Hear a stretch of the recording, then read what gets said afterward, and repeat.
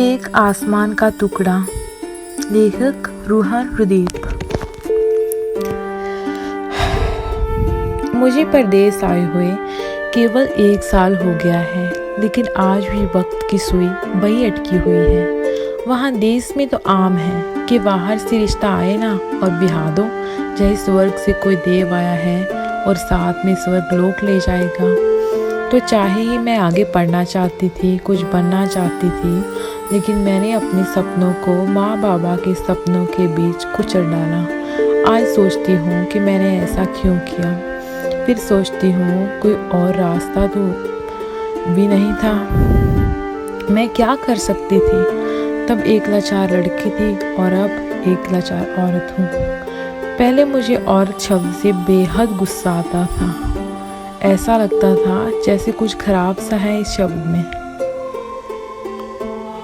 शायद इसलिए कि औरतें सपना देखना छोड़ देती हैं, लेकिन मैं तो अब औरत हूँ और मैं अभी भी सपना देखती हूँ, घर वापस जाने का सपना। जब बाबा ने फोटो दिखाई इनकी तो कहने लगे, तुम्हें तो आज़ादी चाहिए थी ना, अब तुम आज़ाद हो गई अंग्रेज़ों के देश में।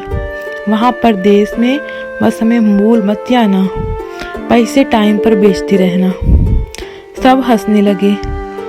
मुझे ये नहीं समझाया, सब बाबा की बात पर हंस रहे थे या फिर मेरी लाचारी पर।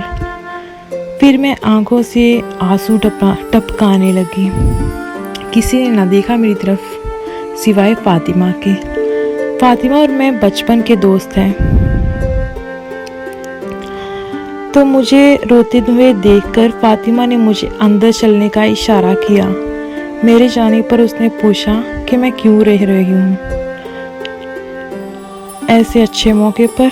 तो मैंने उससे कुछ नहीं बोला। मुझे हमेशा से लगता था कि मेरी बातें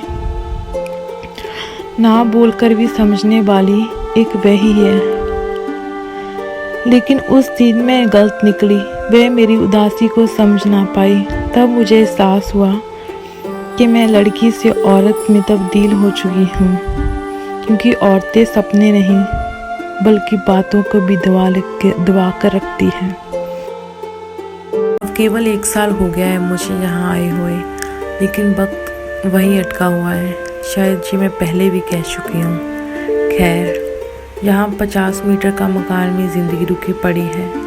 एक आसमान का टुकड़ा तक नज़र नहीं आता मुझे, और मुझे पूरा आसमान जितना था। मेरे कमरे में कुछ दीवारें हैं टूटी हुई, उस पे परिवार वालों के नए कपड़ों में तस्वीरें ढकी हुई हैं। बड़ी वाली दीवार पर अलमीरा लगी हुई है, जिसके ऊपर काफ़ी टैची भरे हैं, जो देश से कोसों दूर और कोसों पास है।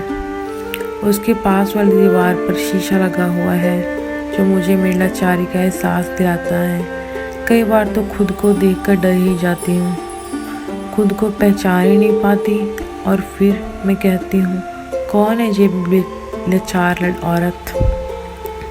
और आखिरी दीवार पर एक खिड़की है, यहाँ मैंने अपना दुपट्टा टांग रखा है, क्योंकि इनको मच्छरों से घिन आती है।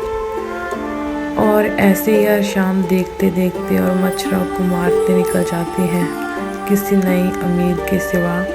शायद मैं देश वापस चली जाऊं, और शायद कहीं मुझे एक आसमान का टुकड़ा देखने के लिए मिल जाए।